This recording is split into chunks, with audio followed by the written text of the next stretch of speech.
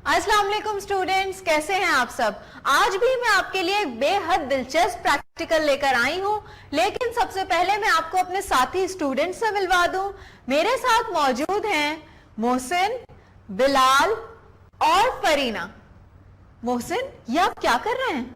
Miss, मैं ये देख रहा था कि जब भी मैं शीशे को अपने नाक के करीब ले जाकर सांस लेता हूँ तो ये धुंधला हो जाता है।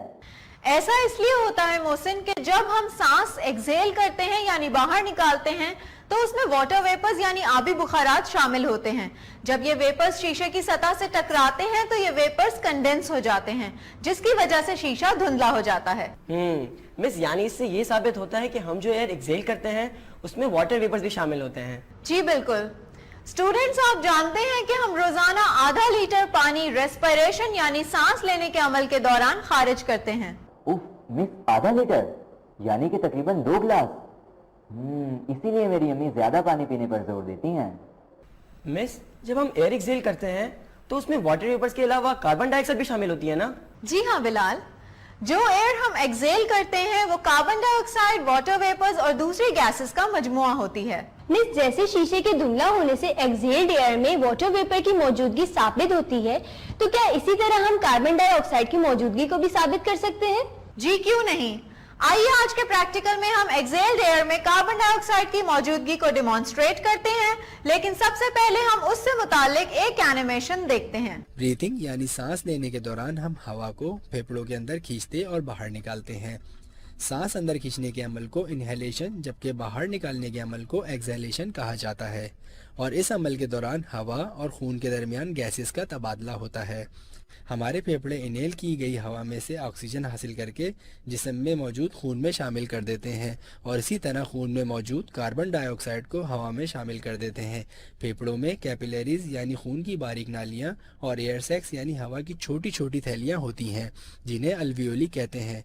जब हवा अल्वियोली में पहुंचती है तो ऑक्सीजन अल्वियोली से निकलकर कैपिलरीज में चली जाती है, और जब हम सांस बाहर निकालते हैं तो कार्बन डाइऑक्साइड कैपिलरीज से गुजरकर अल्वियोली में आ जाती है, जिसे हम सांस के जरिए एक्सहेल कर देते हैं।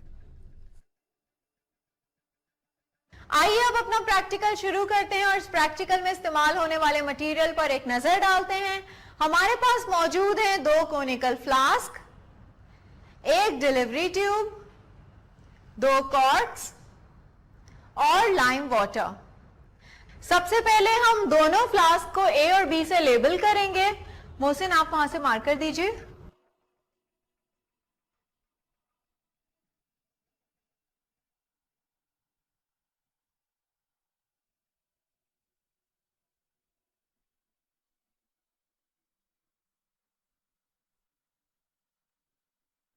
अब हम दोनों फ्लास्क को 1/4 यानी 1/4 चूने के पानी से भरेंगे।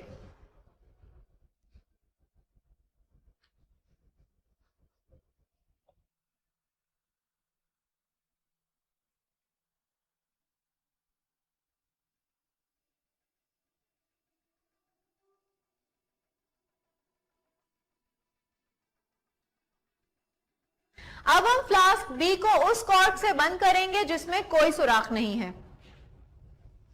मिस, क्या हम फ्लास्क ए पर कॉर्क नहीं लगाएंगे? लगाएंगे बिलाल, लेकिन पहले हम इस कॉर्क में जिसमें सुराख है इसमें से पहले डिलीवरी ट्यूब को पास करेंगे, फिर इसे फ्लास्क ए पर लगाएंगे। मोहसिन, अब आप आइए और पहले अपनी सांस अंदर खींचिए, फिर इस डिलीवरी ट्यूब के जरिए फ्लास्क ए में फूंक मारिए।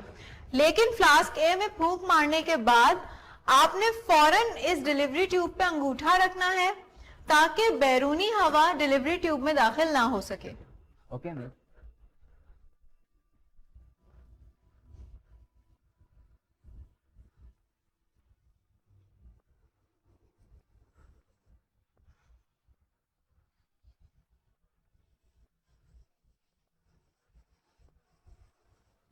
अरे मिस, फ्लास्क ए में मौजूद लाइम वाटर तो मिल्की हो रहा है।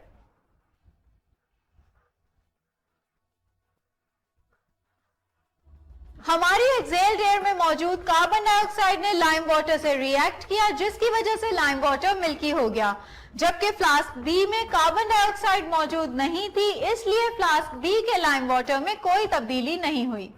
मिस, हवा में भी तो कार्बन डाइऑक्साइड मौजूद होती है ना, तो लाइम वाटर फिजा में मौजूद कार्बन डाइऑक्साइड से रिएक्ट क्यों नहीं करता?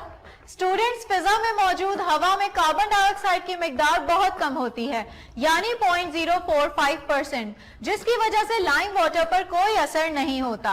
इसकी बनिस्बत हमारी एक्सेल्ड एयर यानी खारिज की हुई हवा में इसकी मिकदार 4% होती है, जिसकी वजह से लाइम वाटर हमारी एक्सेल्ड एयर के साथ रिएक्ट करता है।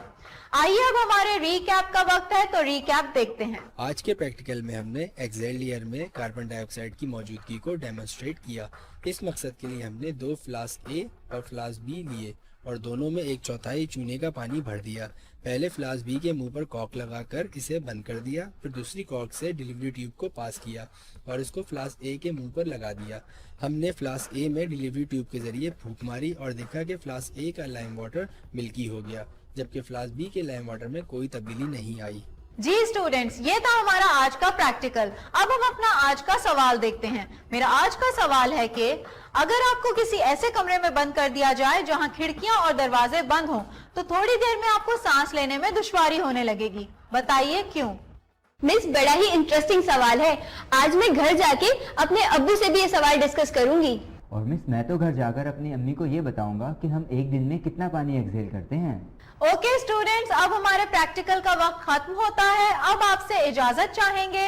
अगले प्रैक्टिकल में आपसे फिर मुलाकात होगी। अल्लाह हाफिज।